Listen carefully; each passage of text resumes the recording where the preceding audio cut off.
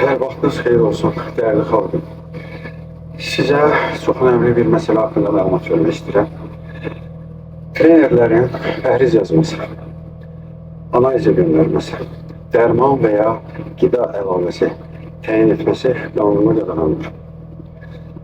Azərbaycan Cinayət Məcəlləsinə görə insan sağlamlığına qəsd yaradan bütün fəaliyyətlər inzibati cərimə sertifikatının qəbul olması, hətta həbs cəzası ilə nəticələnə bilər. Burada hansı maddələr var? Xüsusilə qeyd eləmək istəyirəm. 128-ci maddə sağlamlığa qəsdən yüngül zərər vurmaq. 131-ci maddə ehtiyatsızlıqdan sağlamlığa zərər vurmaq. Və 138.2-ci maddə qanunsuz tibbi və əczaçılıq fəaliyyəti tətbiq oluna bilər. Çünki bu tibbi səlahiyyəti olmayan şəxsin müalicə fəaliyyəti hesab olunur. Və bugünkü gün bir çox dırnaqarası trenerlər səni 20 kilo arıqladacam bir aya bağışlarına, diyet proqramı təyin edəcəm, analizlərini yoxlayacam, sənə doğru məşq proqramı təyin edəcəm kimi çağırışlar var. Və bu o qədər ciddi bir məsələdir ki, buna biz niyə ciddi yanaşmalıyıq? Çünki səhv pəhriz və bioloji fəaliyyətə malik qida əlavələri həyat bahasına başa gələ bilər. Yanlış pəhriz ürək damar problemi olan insanlarda infarkta səbəb olur. Və workout stimulantları, yəni enerji içkiləri, gizli ritm pozulu olan insanlarda qəfil ürək dayanması ilə nəticələnə bilər.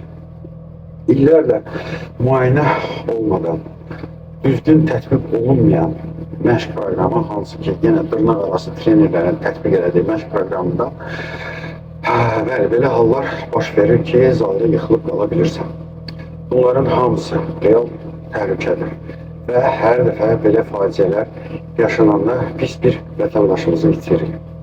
Dünən də belə bir acı xəbərin şahidi olduq. Sənətkarımız Cabir İmanov dünyasını dəyişdi. Allah ona rəhmət eləsin, məkanı cənnət olsun. O sağlığında yüzlərlə insanı güldürüb, düşündürüb, cəmiyyət üçün əvəzsiz fəaliyyət olundu. Gedişi ilə də sanki bizə bir mesaj qoydu.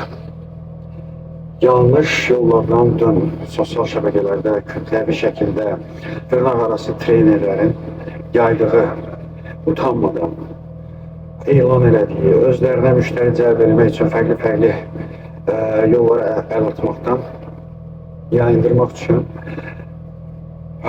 müxtəlif reklam PR-ları edirlər.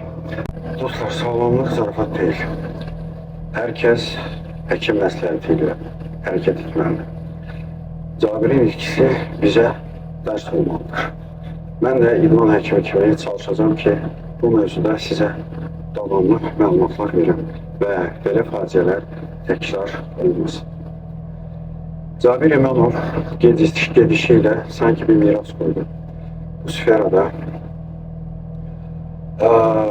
təmizlənmə işi, bir nəzarət lazımdır. Və buradan Səhiyyə Nazirliyinə, Qida Agentliyinə, İdman Nazirliyinə müraciət edirəm. Çox xahiş edirəm, özəl sektorlarda fəaliyyət göstərən idman zallarında səliqə səhman yanıtmağı, ora nəzarəti artırmağı təmin edəsiniz. Bir sənətkarımızı, bir məşhurumuzu itirdik və bəlli olan insan olduğuna görə hamımız şahid olduq. Amma görünməyən, xəbərimiz olmayan nə qədər vətəndaşlarımız var ki, yanlış pəhriz, yanlış qidalanma, yanlış təyin olunmuş preparatlarla, qida əlavələrinə həyatlarını itirirlər. Öncədən hər birinizə təşəkkür edirəm. Əgər paylaşımım faydalı olursa, paylaşın, hər kəsin xəbəri olsun. Bundan sonra davamlı şəkildə bu mövzularda tibbi, elmi, dərin videolar çəkib paylaşacağım ki, hər kəsin xəbəri olsun. Hansı xəstəliklərdə, hansı qidaları qəbul etmək olmaz, hansı preparatları qəbul etmək olmaz, hansı preparatları qəbul etmək üçün hansı müayinələrdən, tibbi müayinələrdən keçməlisiniz. Bu haqda sizə ətraflı məlumatlar paylaşacağım. Çox sağ olun, təşəkkür edirəm.